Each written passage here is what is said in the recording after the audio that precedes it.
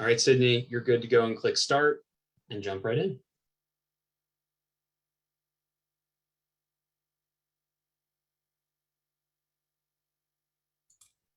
Hi, everyone. Thank you so much for coming to our event today. We're just going to give it a few more minutes and let everyone filter into the discussion. So just sit tight and we'll get started momentarily.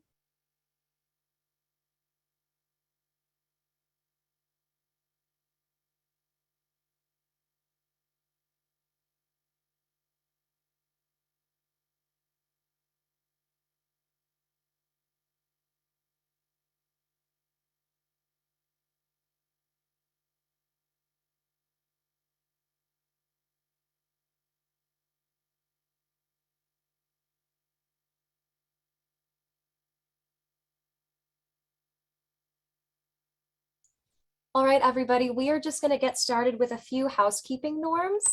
So just for everybody's reference, if you do have a question, please make sure that you type it into the Q&A below. And just for reference, the U.S. Small Business Administration does not endorse Public-Private Strategies Institute, and this session is being live streamed and recorded. And finally, please do not share any personal information in the Q&A function.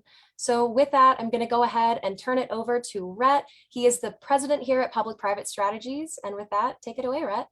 Wonderful. Well, thank you so much, Sydney. And thank you all to so many of you who joined us from all across the country. I think we have over 9,000 amazing business owners and business leaders registered to join us today. And we are so thrilled to have you join us for our kickoff. My name is Rhett Buttle. I'm proud to serve as the president of the Public-Private Strategies Institute. We're an organization that's committed to bringing the public and private sector together to solve some of our society's most pressing issues. And we've been so pleased to be able to partner with the U.S. Small Business Administration. Just last year, we actually had a series, the Build Back Better series, where we educated thousands of business owners across the country at that time, at a moment when so many of our small businesses were working hard to come back. And it feels unreal, but in many ways, we're starting to see the progress of recovery. And so we are so excited to kick off this next series, which is really focused on helping business owners understand the resources that are available to them under the Bipartisan Infrastructure Law that President Biden recently signed. We're going to continue to talk about the American Rescue Plan and the benefits that are in it for small business owners, as well as a host of other really important tools to help working families and small businesses, like the Earned Income Tax Credit, the Paid Leave Tax Credit that's available, and many tax incentives that might be available to you and your small businesses as you seek to continue to grow jobs and play this important role in our economy and in our society. But most importantly, what we're really launching is a resource community. This will be a bi-weekly conversation with leaders from all across the country, and we'll have leaders from many state, local, and regional orgs. And we are so fortunate today to be joined by Xiling Tong, who's the president of the National Asian Chamber. And today is such an important day as we take a moment to recognize what happened 1 year ago and the senseless violence that happened in the AAPI community. And so we are so thankful to be able to have President Tong with us here today. I want to add thanks to a whole cast of characters. First, I want to say thanks to the amazing SBA team, Han and Jessica and Natalie, who've been working hard to pull this together. I want to say thanks to my amazing team at PPSI, Renee, Sydney, Colin, Chaz, Ben, and many folks you don't see behind the scenes. Again, I want to thank President Tong for joining us. I want to thank Bharat for being with us in the early days of the White House, of meeting with small business owners and stakeholders and continuing to show up in today's conversation. And then lastly, I want to introduce our fierce warrior at the SBA, someone who I had the pleasure of serving with in the Obama administration and was so excited to see her be named SBA administrator. I think we are approaching her 1-year anniversary at the agency. And so, Administrator, I want to say thank you for making it a whole year. Thank you for partnering us. We're so excited to be partners with you in this endeavor. And now it's my pleasure to turn the conversation over to our SBA Administrator, Isabella Guzman. Administrator, over to you. Thank you so much, Rhett, for that. That's inspiring. It's going to get me fired up again for this incredible work that we have ahead of us. And I really appreciate the partnership. PPSI has been so vital to making sure that we can reach out to our small businesses, and appreciate your entire team for the work that they do for America's small businesses. And thanks as well to all the small business owners that are joining us, as well as our community and small business support system leaders. I know that everyone's time is so precious, and I just appreciate taking the time to see what resources are available and join us in this conversation and to kick off this important series, especially during Women's History Month. When President Biden nominated me to lead the SBA as the administrator, He made it really clear that his administration will be focused on reimagining our economy and making sure that everyone has a fair shot. And he really believes in all Americans and has a vision for building a better America from the bottom up and the middle out, not the top down, which of course that is startups, that is small business ownership. And he believes in equity, and that means investing in all of America. Over the past year, that is exactly what we've focused on at the SBA. Back in the beginning of 2021, as everyone knows, our nation was still well in the grips of this pandemic. Thanks to the American Rescue Plan and actions taken across the Biden-Harris administration to ensure inclusion and good government execution of COVID relief programs, the SBA was able to deliver $500 billion in capital in 2021. We reached more of the smallest of the small businesses and underserved small businesses with our critical pandemic relief, as well as our core capital programs that SBA delivers every day. And we did this all with prudent government, making sure that funds got into the hands of the businesses it was intended to serve, combating fraud, waste, and abuse. And today, our economy is growing at its fastest rate in 4 decades. Job creation has reached record highs, and we've created 7.4 million jobs since President Biden took office. And we know how critical small businesses are to this record growth because they do create 2/3 of net new jobs and employ half the private workforce. Proudly, the American entrepreneurial spirit has never been stronger. New business applications grew by 30% over the course of the pandemic. And so it basically means that in the midst of all this unprecedented challenges and uncertainty, more Americans decided to raise their hand and launch their dreams of American business ownership. We've made incredible progress, but there's more work to be done. And we have President Biden's vision to lead us. The Biden-Harris administration is committed to building on this renaissance of entrepreneurship, making sure we rebuild the economy with small businesses at the forefront, which is exactly SBA's role. We're the federal agency that focuses on that American dream of business ownership. We want to make sure in this administration that we're increasing competition, leveling the playing field so our small businesses can continue to do what they do best, which is to create the products and services that we depend on every day. And that begins by throwing open the doors of opportunity in our own backyards. And that means the federal government and the great procurement. We are the world's largest buyer. We want to make sure that small businesses have access to this marketplace. Last year, we rolled out procurement reforms to help more small businesses do business with the government. And we're committed to building on that, connecting more of you to the knowledge networks that you need to learn more about opportunities, the capital that you need to deliver against these contracts, and those specific opportunities to grow your revenues. And especially as there are some great opportunities on the horizon, which is why I'm excited you're all here to learn more today. And we have, of course, the $1.2 trillion Bipartisan Infrastructure Law that's going to make critical investments over the next few years, and Made in America initiatives. And projects have already started around the country. We have such a strong foundation to connect more small businesses to these opportunities, but also just to resources across the federal government than ever before, because we newly launched the Community Navigator Pilot Program, which of course was funded through the American Rescue Plan. It was such a vital program of the Biden-Harris administration, and it's going to really propel SBA's leadership in underserved communities in particular. Our 51 grantees and more than 400 spokes across the country will connect and build bridges to meet the needs of the changing face of entrepreneurship. We know that women and people of color are starting businesses at such high rates, and we want to reach our rural communities and low-income communities to make sure that they can connect to the federal government.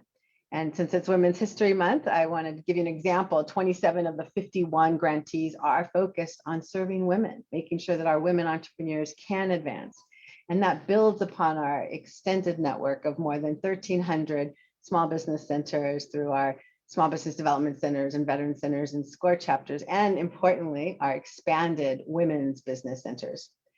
Today, I know that we're kicking off a valuable webinar series that will help us ensure that we can reach even more small business owners and connect them. I really appreciate the PPSI has really helped SBA get in touch with more businesses than ever before so that you could learn about our great resources. And it's fitting that we're launching this during Women's History Month, of course, since those rates of entrepreneurship are so high and women are leading the way. And we need more women leaders in government as well, which is why I'm really excited that Natalie Madera-Cofield is representing the SBA with me today. She's my assistant administrator in SBA's Office of Women's Business Ownership, which we have elevated to report directly to the administrator. And I know that she's going to help kick this off with the great fireside chat with Renee. So again, I'm really excited for today's program and just to hear from my White House colleague, Bharat, as well as my great community partner and also a member of our Council on Underserved Communities, which I relaunched recently to make sure that we were hearing on important policy issues, and that's Ed Sheeling from National ACE.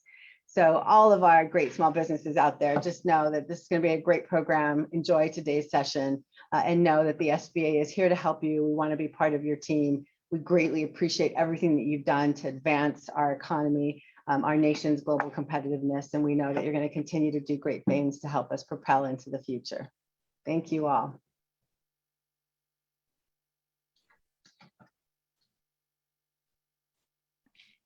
Wonderful. We will now hear from Bharat from the White House. Bharat, over to you. Thanks, Rhett, and thanks everyone for joining today. Feel lucky and privileged to follow up our great SBA administrator, and congratulations on her 1-year anniversary. She covered much of the detail here, but I just want to add a couple of key points. Number one, when the president took office a little bit over a year ago, our economic recovery was stagnating. If you look back 3 months before the president took office, we were averaging about 50,000 jobs a month. And in the more than year he's been in office, we've been averaging over 500,000 jobs created a month. So more than a 10-fold increase. And a lot of that is a credit to obviously to the American people and to entrepreneurs and small business people like you, but also to the kind of vision that the president has for our economic recovery. As the administrator said, a bottom-up, middle-out recovery. And if you look at the American Rescue Plan that was passed about a year ago, that was the entire idea behind it. Let's get money directly into the hands of families who need it to pay the bills, to stay current on utilities, to stay current on the rent, who need it for groceries. Let's provide tax cuts to parents with children so that they can provide for those kids. We saw last year the single largest reduction in child poverty in the history of this country. We cut the child poverty rate in half. And as the administrator highlighted, providing people with financial security had the effect of helping support a new boom in entrepreneurship in this country, a 30% increase in applications to start new businesses. And as I like to say, each new small business application is a sign of optimism and hope. Nobody wants to start a small business if they think the economy is going to do poorly. Nobody feels comfortable starting a small business if they're so worried about their financial condition. They're worried about how they're going to put food on the table. It's a sign that they have enough confidence in the economy and enough confidence in their own financial security to take that risk and start a business. So what we see as our role is helping support the natural entrepreneurial spirit of the American people and giving them the tools that they need to succeed. In addition to the tax cuts for working families that we described, there was tax proposals, the employee retention tax credit that was available to small businesses to help keep people on staff, and several programs targeted directly at small businesses. For example, for the Restaurant Revitalization Fund that provided over $28 billion through the SBA to tens of thousands of restaurants that were struggling to survive and now are coming out the other end of the pandemic in good shape. We're building on that momentum over the summer by passing the infrastructure bill, which is going to have all sorts of good effects. It's already starting to have good effects for small businesses across the country. Whether it's improved roads and bridges in the communities that you serve, connecting every single household in the United States to high quality, high speed broadband internet, which is going to mean that no matter where you live in the United States, if you have a good idea and you can start a small business, start a website, and be able to run that business online if you choose to. There's new investments in our ports, our airports, and other ways in our trucking system in order to help speed the delivery of goods across the country and help reduce costs for businesses who want to ship their goods both internationally and domestically. And that money is already coming online. Over the past few weeks, there have been many announcements of grants, whether it's for our ports, whether it's new broadband build out, like I described, whether it's new bridge projects, new road projects, and so on. So we believe that we are building on the momentum that we've seen over the last year. At the same time, of course, we understand that that prices are a serious concern, both for small business owners and for families. Part of it is a global phenomenon where nearly every country in the world is facing extremely high inflation because the economy is awakening from the pandemic, and that's creating all sorts of strain across supply chains. Part of it, of course, is the recent actions of President Putin in Europe, and the effect that that's having on gas prices and on food prices and other commodities. And we've got to do what we can to get a handle on that and bring prices down for families. So that is the president's focus.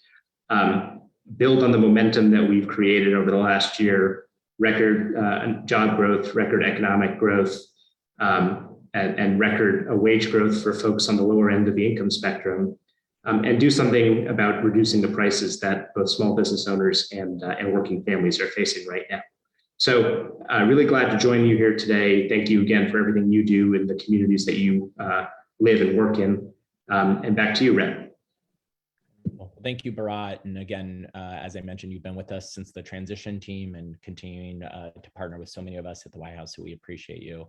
And now with that, it's now my pleasure to turn the program over to Xiling Tong, who's the President and CEO of National ACE.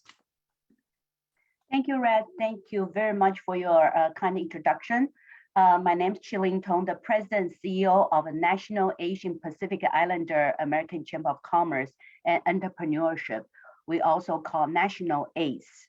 We represent over 2 million AAPI small business, and we partner with over 80 AAPI affiliate chambers across the country. Thank you to Administrator Guzman for your leadership over the past year, and also SBA team.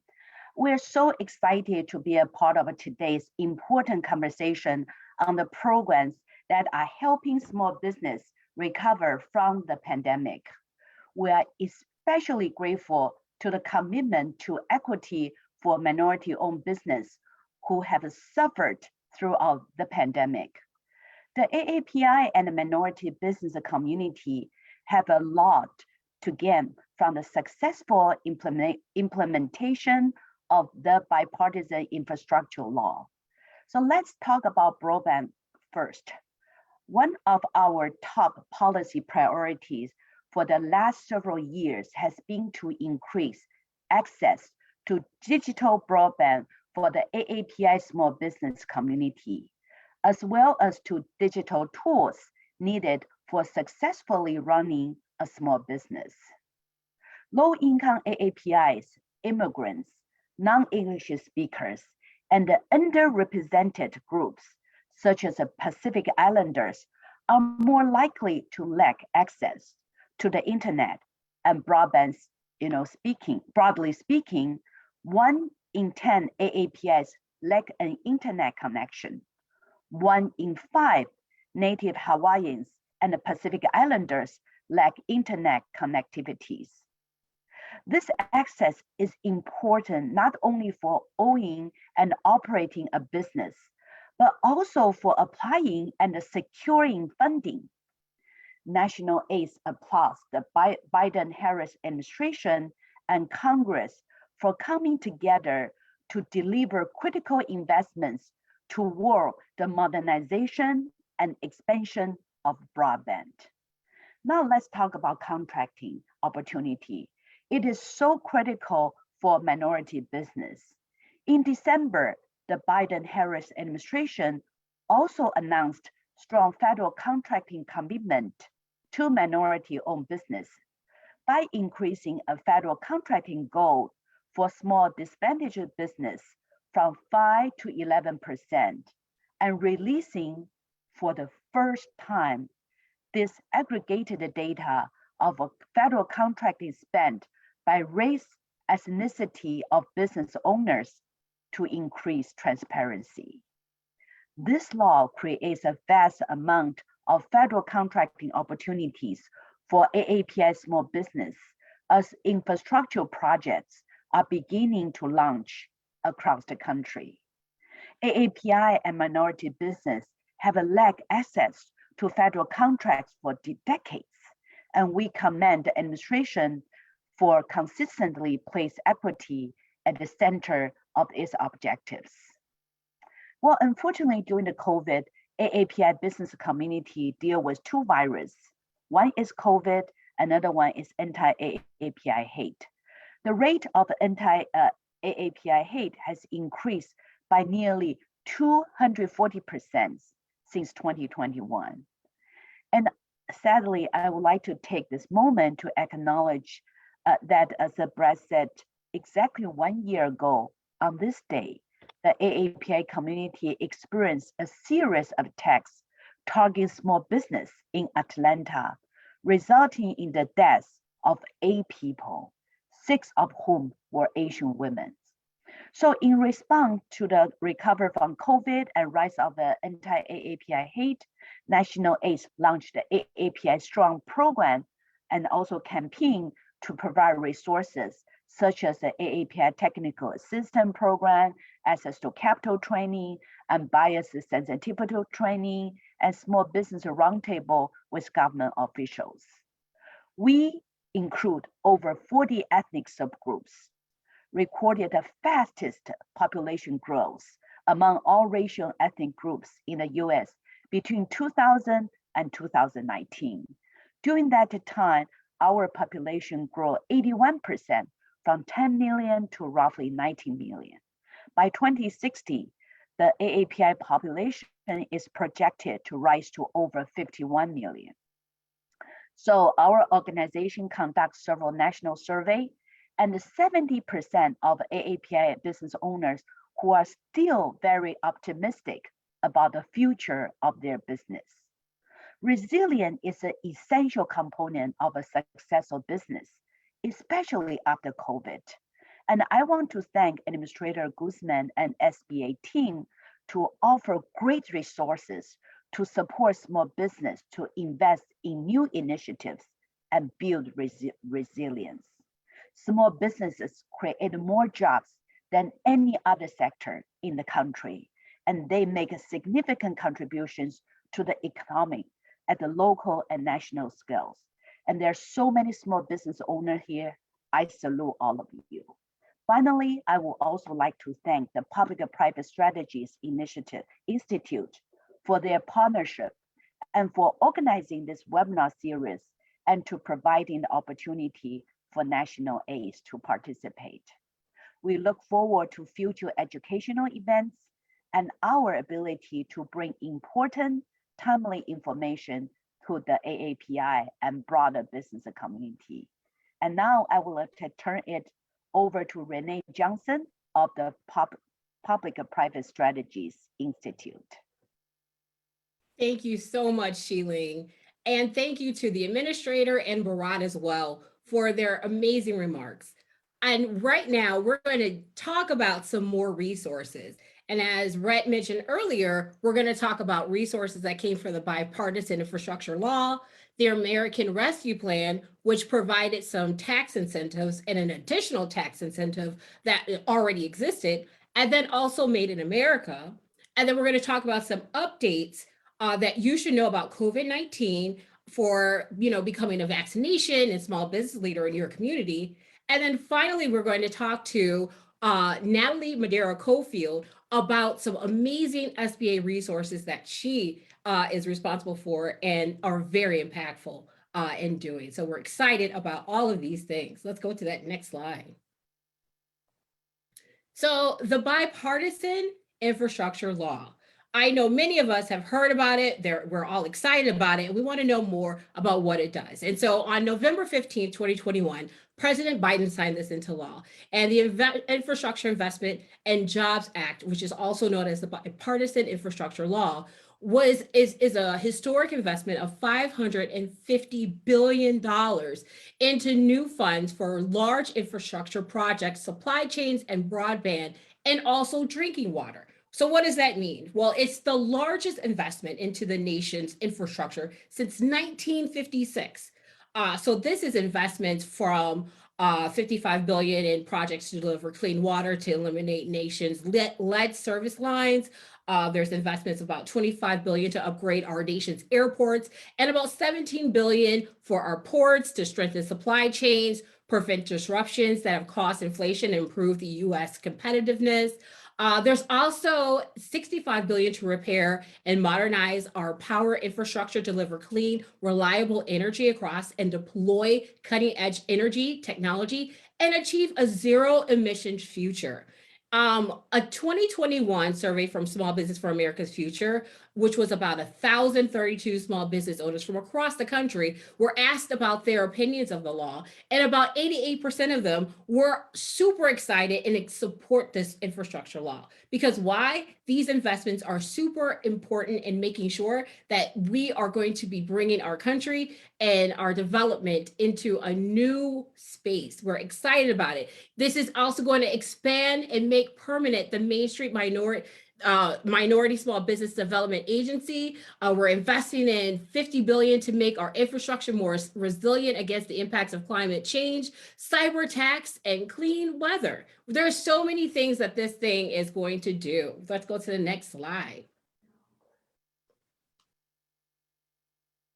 So we can see some resources for the small business owners that you can look into, and how you can actually get sort of like acquainted. So this guidebook is what you can click on, and it takes you through exactly different sections of what the actual infrastructure bill does. You can also check out the U.S. Department of Energy and their March update, see what's going on for different agencies, and then also find out how you can get connected as a small business owner in those resources. What does that mean for your business? How can you get a contract? How can you apply to these RFPs? It walks you through all of these things. So definitely take a look, go to bill.gov, make sure you get connected to those resources. It's very, very, very important to do so. And pretty much every agency has some sort of connection to it. So you want to go to each of those websites, check them out, and do your due diligence, but definitely go to the first one where it says guidebook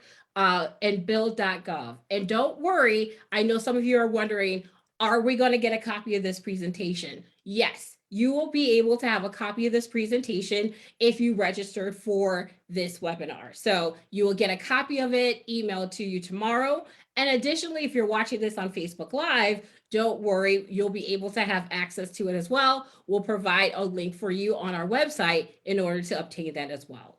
Let's go on to that next slide.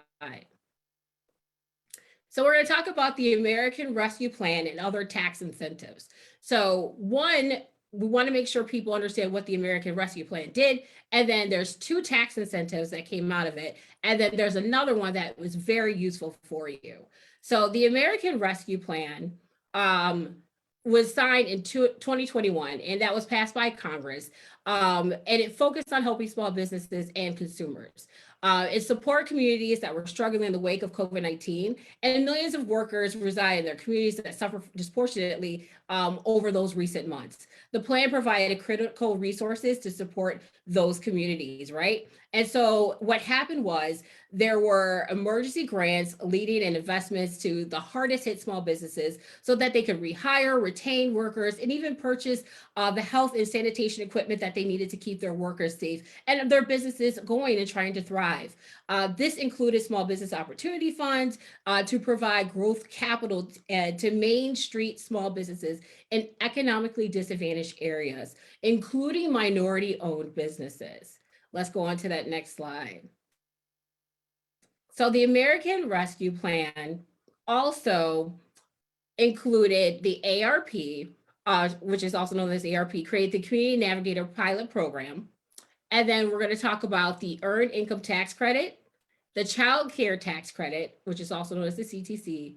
And we're going to talk about the Paid Family Leave Tax Incentive, which is not part of the American Rescue Plan, but is a great tax incentive that we want to make sure that you're made aware of.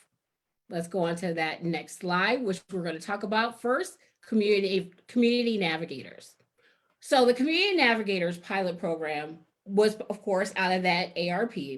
And it is an initiative designed to reduce barriers for underrepresented and underserved entrepreneurs who often face access to programs that they needed to recover, grow, or start their businesses. There was a total of $100 million in funding to 51 organizations that work with hundreds of local community groups to improve access to the SBA and other government resources for America's entrepreneurs. This was a selected project that will cover diverse communities across the US, Puerto Rico as well. The grantees were served as hubs, right? And so they are centralized, they lead organizations which will incorporate spokes. And those organizations that have built trust in their local communities and will have those boots on the ground, if you will, that will connect small businesses to those critical resources and assistance, which include financial assistance and access to capital, contracting and procurement, marketing operations, business development, and exporting, and then other industry-specific training. And what you can do is, in order to find one that's close to you, is click on this link or go to the SBA's website and look under Community Navigator and find a local community navigator for you. Let's go on to that next slide. Additionally, with that, you can see this map. We're going to talk about that Earned Income Tax Credit, because with those community navigators, you want to know, hey, I got access to resources, but I have my employees working, but now I need some tax credits now. So here's that map. These are where certain states have the EITC, the Earned Income Tax Credit. And what that is it provides greater economic security for working families, which, you know, those who have children, and if you have evolved into one of those federal government's most critical anti-poverty programs, the American Rescue Plan expanded this program, and Congress is currently deciding if it's going to be permanent. So many people probably have seen this last year play out and probably have seen some sort of income credit come to them towards the end of the year, going into December. Today, 29 states are currently still establishing or have established that and have their own EITC. They are offered as percentages of the federal credit and are often refundable. And again, there is a locator to see if your state has an EITC as well. And if you look on that map, you could just, you know, do a quick glance and you can see if your state has one as well. Let's go to that next slide. So you want to probably know about eligibility. So to qualify for the Earned Income Tax Credit that was, again, last year, employees must, one, have worked for and earned a maximum of $57,414, have investment income below $10,000 for the tax year of 2021, have a valid Social Security number by the due date of their 2021 tax return, be a U.S. citizen or resident alien all year, and then not file a form of 2555, which is a foreign earned income. So you can't have any foreign income. And then again, there's additional resources that you can find by going to ppsi.org/EITC-toolkit. And again, we're going to make sure that you have a copy of this slide presentation so that you're able to see all of these amazing resources. Let's go on to that next slide. So here are some additional resources, and I'm not going to go through them. If you can go back one slide, please.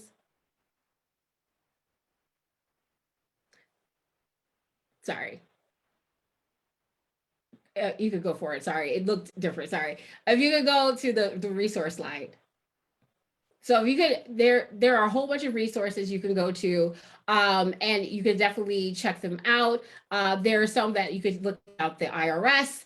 that tell you specifically how you can qualify. You can look at the calculator and figure out how much you qualify for, all of those things by using these amazing links here. And we're going to go on to the next slide and talk about the child tax credit. So the American Rescue Plan also had the the Child Tax Credit, the CTC. And this was signed into law by President Biden in 2021 as well. And this is to help more families as well for those who have children. And so it increased the credit from $2,000 per qualifying child in 2020 to up to $3,600 for each qualifying child under the age of 6. And then also increased the credit from $2,000 per qualifying child in 2020 up to $3,000 for each qualifying child ages up to 6 to 16. And it made children who are 17 years old eligible for up to $3,000 in credit. And I believe previously that did not happen. This was an ability for families to get money sooner. The IRS began the first ever monthly payment. So up to half of your total amount of this year was started in that July period. And then advance payments were sent to families of over 61 million children from July to December of 2021. So this was amazing. And we know that previously 50% of Black and Latino children were denied the full child tax credit because their families had too little income. So this was amazing because it helped with the disparities in so many families that we know that truly needed some assistance during COVID. Let's go on to the next slide.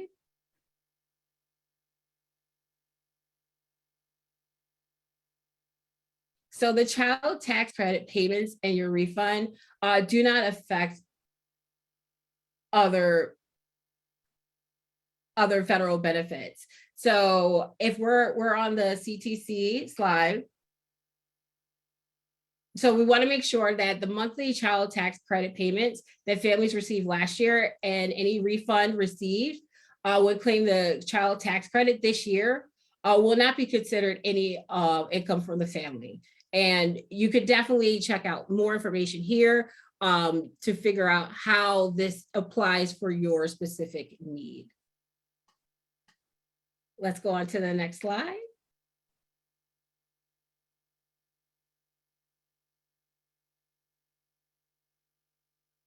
I apologize, I think there's a delay.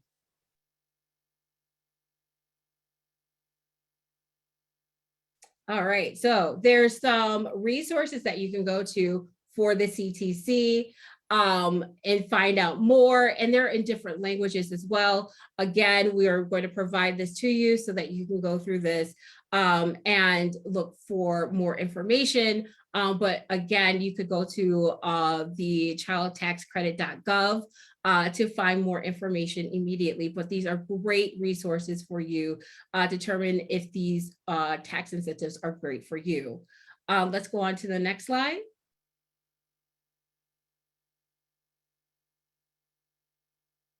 So the paid family leave tax incentive, we are, sorry, it is a little delayed on my end, sorry. So under the paid family leave tax incentive, employers can offer up to 12 weeks of paid family leave. And this paid family leave can be used to take care of a family member, maternity, paternity leave with biological or adopted children. And in exchange for offering the leave, employers will receive as much as 25% tax credit for the amount of wages replaced. This policy is targeted to hourly employees who would not otherwise have access to paid family leave. And so employees who participate cannot make more than $72,000 a year. We could go on to the next slide, which also provides amazing resources for you to learn more about this program. So let's go on to the next slide, which is Made in America. And so with the Made in America, in June of 2021, the Made in America office was codified by the Bipartisan Infrastructure Law. And it has already helped so many agencies which implemented the Made in America requirement. And so what this requirement does is establish for agencies to submit proposed waivers for review. And basically, It directs the creation of a new website for public transparency, and the OMB subsequently issued guidance on how to implement the Made in America ruling. So you could figure out for yourself what is applicable best for your business, right? If you would like to participate in the Made in America program for your business.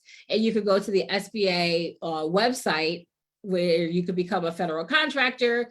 You go to sam.gov to register your business, and then to the GSA website as well to learn more information there.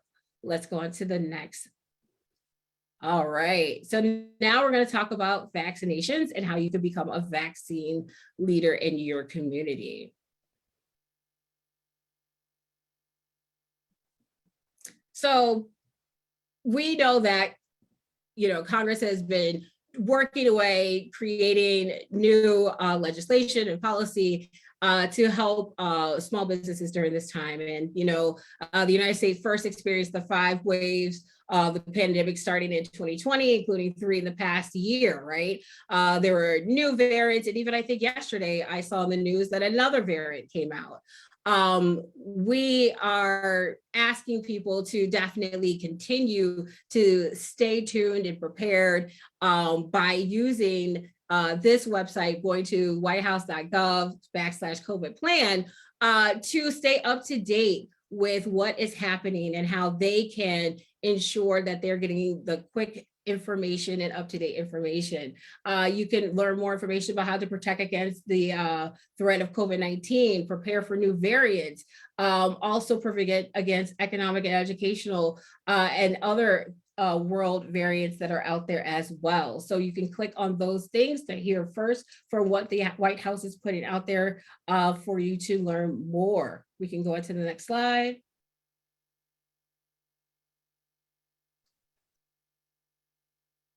And then for what small business leaders can do, you can get vaccinated, you can get boosted. We want you to do that. And if you're already vaccinated and you are already boosted, we encourage you to tell your employees, tell your family, tell your friends, tell your neighbors, tell everybody in your community to do so. Create a vaccination plan for your business, review state and local vaccine policies, or seek legal advice. Consider the incentives that we talked about earlier, like the paid leave tax credit for your employees that get the shot and time for them to recover from any side effects that may occur for them. Keep your employees appraised of updates of vaccine eligibility and where they can register using vaccinefinder.org. If you live in an area disproportionately impacted by COVID-19, the Health Resources and Services Administration has a program that can provide greater assistance for you. And again, that link will be made available for you. Whether you encourage, incentivize, or mandate vaccines, communicate the plan to your employees both verbally and in writing. Continue to follow the Center for Disease Control, the CDC guidance on wearing masks and social distancing, even after all of your employees are vaccinated. And then, of course, follow your state and local laws, right, or rulings or mandates. Keep everyone safe and make sure that you are following those rules and let everyone know. And then further, check out additional resources on the CDC's website, and then also the campaign and resource toolkits from HHS. And with that, I'm really excited to have Natalie join us. She is the Assistant Administrator for the Office of Women's Business Ownership. So we can go to that next slide. And yes, we have Natalie here, and I'm excited to have you. And thank you, Natalie, so much for joining us. Absolutely. That was a really comprehensive overview of all of the programs that have been coming out of the Biden-Harris administration, which I have to say was a great summation. And hopefully both from the remarks of Renee and from the administrator and others who have joined us today, you all are hearing more about all that has continued to happen in the administration to support small businesses across the country. So as Renee mentioned, my name is Natalie Madeira-Cofield, and I have the honor of serving as the Assistant Administrator leading the Office of Women's Business Ownership under the leadership of Administrator Guzman. And this is particularly special during Women's History Month, March, and then also on the eve or the day after Women's Pay Equity Day. And why that matters to us is because for women, while we continue to work toward $1 to the dollar, we are understanding the impact that not having equitable access to wages has on our entrepreneurial endeavors and dreams as well. When women don't have equitable disposable income, they also don't have the ability to be able to invest in businesses and to use this capital to start their dreams. And so we want to make sure that as we continue to move forward, that we're seeking the dollar for dollar for women and the hard work that we do every single day to continue to make our national economy work. My office is responsible for managing a large network of women's business centers. So that includes distributing nearly $70 million in grant funds to support 140 nonprofit organizations across the country in the management of the largest women's business center network in the history of the Small Business Administration and counting.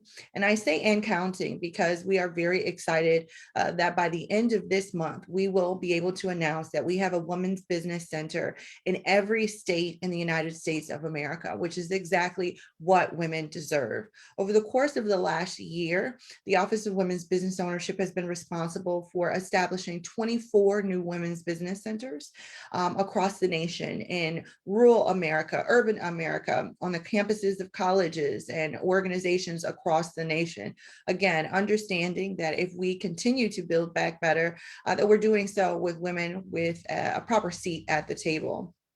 And we also released a historic $1.5 million government grant opportunity to support the establishment of new women's business centers on the campuses of minority serving institutions, which included HBCUs, historic Hispanic serving institutions, AAPI institutions, and Native American institutions across the country. And so we look forward to being able to announce the recipients of those new grants, which would have us in the range of about 151 women's business centers by the top of April, which we continue to be excited about the expansion. Why this expansion matters, not just because equity is critical, important, necessary, and needed, but also because women are the fastest growing entrepreneurial demographic in the country.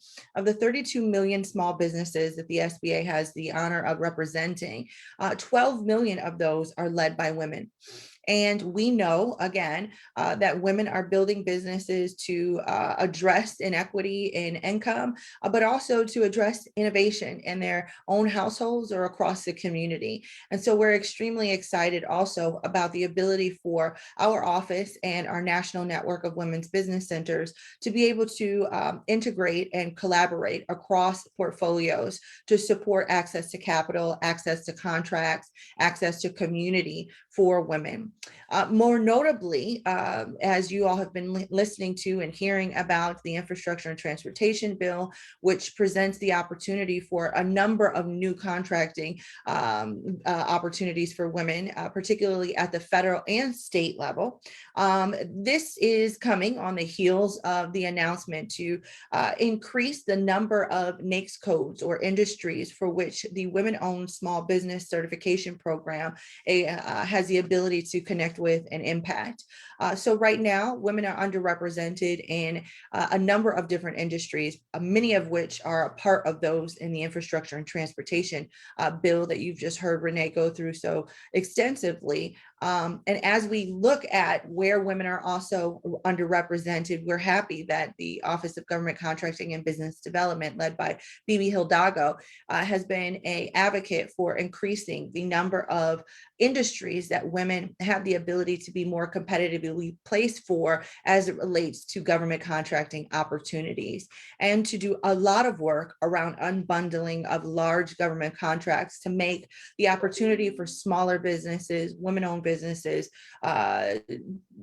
possible for them to be able to compete and gain access to some government contracts that would be unbundled and then in turn allow for more small businesses across the country to be able to do more and employ more Americans across the nation. A couple of other things that I want to share as we kind of close out today's program and this theme of women's history and this theme of women in equity.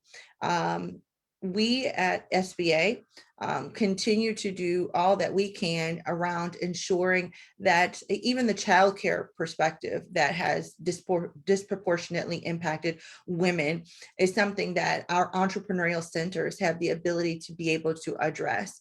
And so as you heard Renee going through the various childcare tax credits that have been made possible by the Biden-Harris administration, the administrator and a number of senior advisors are working diligently on exploring the possibility of SBA creating initiatives to support childcare entrepreneurs, which are oftentimes women and oftentimes women of color in their communities.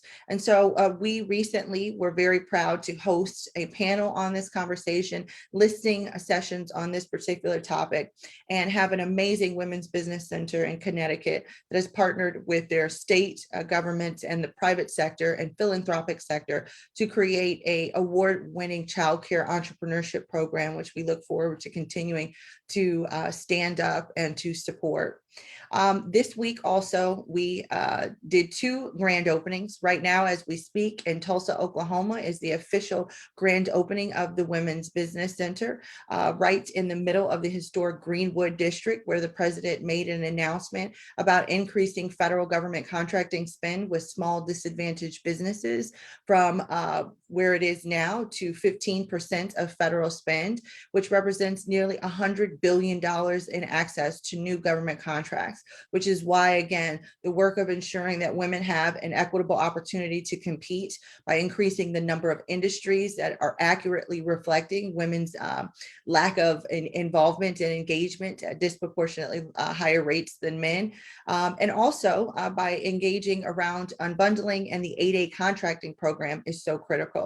But in Greenwood right now, in the historic Tulsa Greenwood district, we just had our grand opening for our Women's Business Center. And yesterday we did our grand opening for our Women's Business Center South in Maine. So as the Office of Women's Business Ownership, established in 1988, continues to make history or herstory every day, we look forward to being a part of the resource providing network and community. And you can learn more about our office and the 140 women's business centers that are part of our resource partners by visiting us at sba.gov. Thank you so much for having me. And Renee, back to you. Thank you so much, Natalie. We really appreciate it. And I know in the spirit of Women's History Month, we have a couple of questions we want to definitely drop off for you to answer live if you have a couple moments. Sure. Awesome. So what services do women's business centers provide? Yeah, so our national network of women's business centers provide technical assistance, training, counseling, coaching. They provide contract training and counseling as well. So if you are thinking of putting a contract bid proposal together, our women's business centers can assist you with that.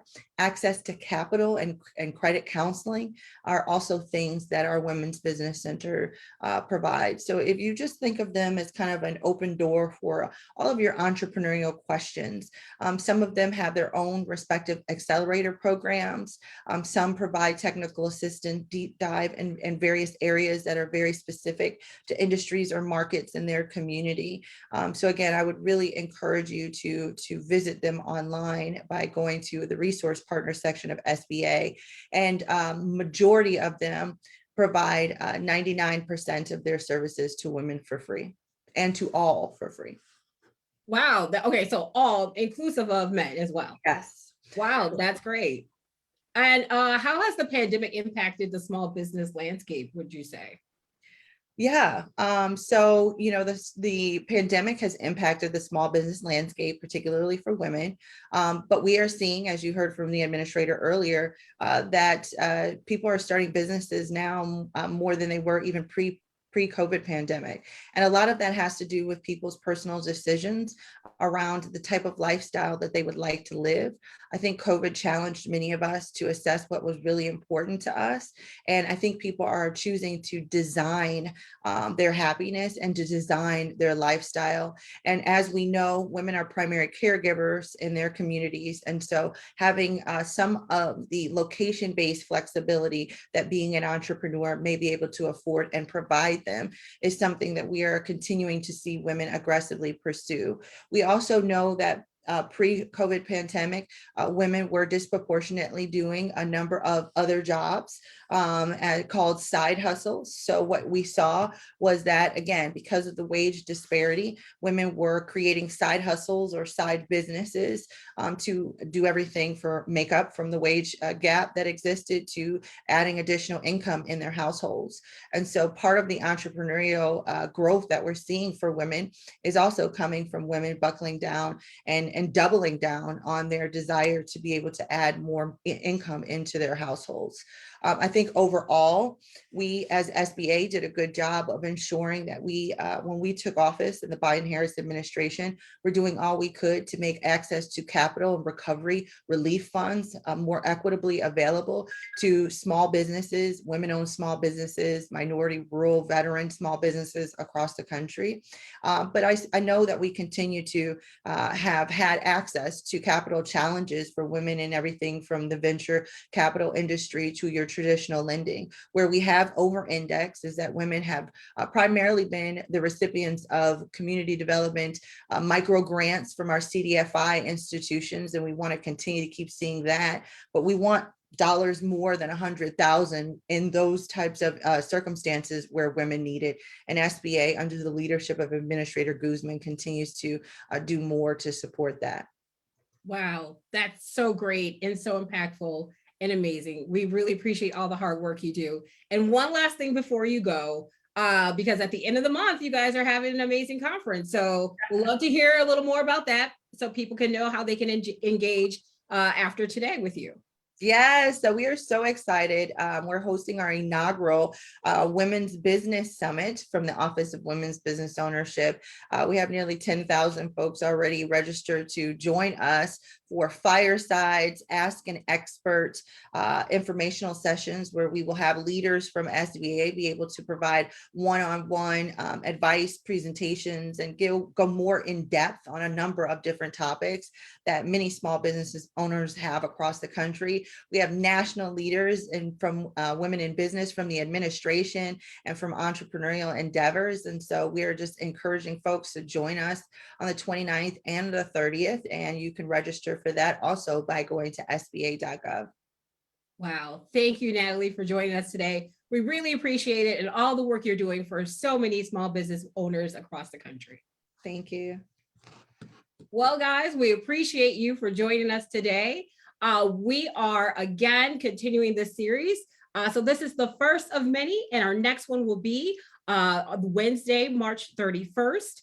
And so stay tuned, more information there, but you can go to Public-Private Strategies Institute's website at ppsi.org to learn more information about this webinar series as well.